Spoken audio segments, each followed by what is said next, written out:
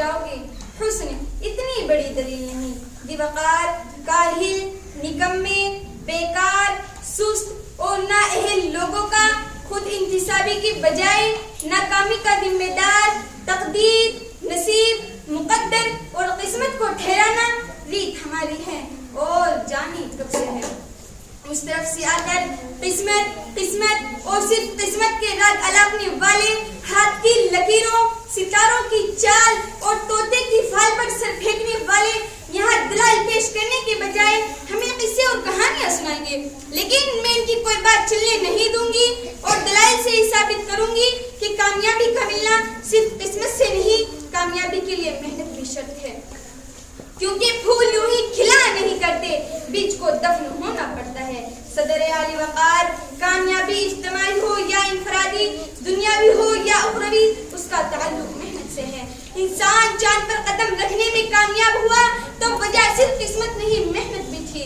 انسان کے جسم کی اعضاء کی پیوندگاری کرنے میں کامیاب ہوا تو وجہ صرف قسمت نہیں، محنت بھی تھی۔ انسان لاکھوں من لوہے کو ہواؤں میں اڑانے میں کامیاب ہوا تو وجہ صرف قسمت نہیں، محنت بھی تھی۔ اور 15 اگست 1947 کو جب یہ ہندوستان دنیا کی نقش قدم پر ابھرا تو اس کی کامیابی کی وجہ کوئی قسمت، مقدر یا تقدیر ہی نہیں، بلکہ تحریک ہندوستان میں شامل ان لوگوں کی محنت اور محنت بھی تھی۔ بحث ہے شکوہ تقدیر یزدہ تو خود تقدیر یزدہ کیوں نہیں؟ اس طرف سے آ کر ایڑیاں اٹھا کر اچھل کود کرنے والے ان قسمت پر بیٹھنے والوں کو بتاتے چلوں کہ تلاشی رزق میں نکلنے کے بجائے کسی منو سلوا کے اترنے کے انتظار میں بیٹھنے والے آج کامیاب نہیں بلکہ ناکام ہیں۔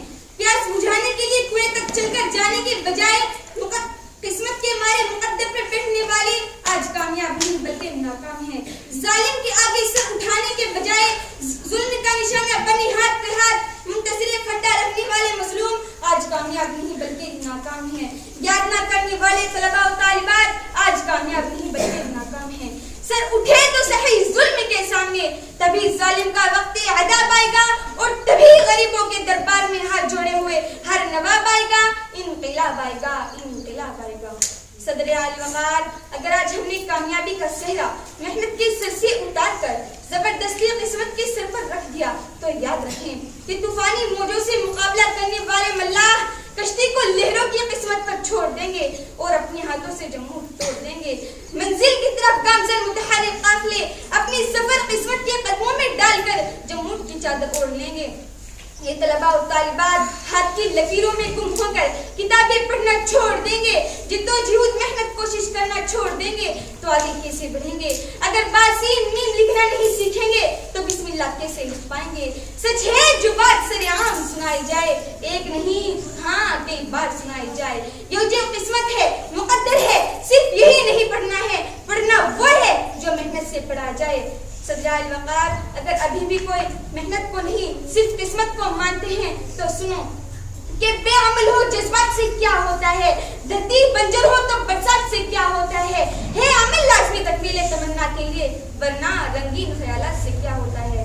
صدر عالی وقار، اگر تاریخ کے اوراق پلٹ کر دیکھے جائیں تو آپ کو نظر آئے گا کہ جب ساری دنیا جہالت کی تاریکی میں ڈوبی ہوئی تھی تو ایسے میں حضرت محمد مصطفیٰ صلی اللہ علیہ وسلم نے محنت، لگن اور ایک اللہ کا ایمان رکھا اور اسلام کی روشنی پوری دنیا میں پھیلا دی، کیونکہ مقدر کی شرط صرف اور صرف محنت ہے۔ صدر عالی وقار، اگر ہم نے کامیابی کو محنت کی شرط سمجھ لیا تو یاد رکھیں کہ کامیابی ہمارے قدم چوم لے گی۔ اور صدر عالی وقار، منزل سے آگے بڑھ کر منزل تلاش کر، مل جائے تجھ کو دریا تو سمندر تلاش کر، ہر شیشہ ٹوٹ جاتا ہے پتھر کی چوٹ سے، پتھر ہی ٹوٹ جائے وہ شیشہ تلاش کر۔ آپ سب کی سماعتوں کا بے حد شکریہ۔ السلام علیکم۔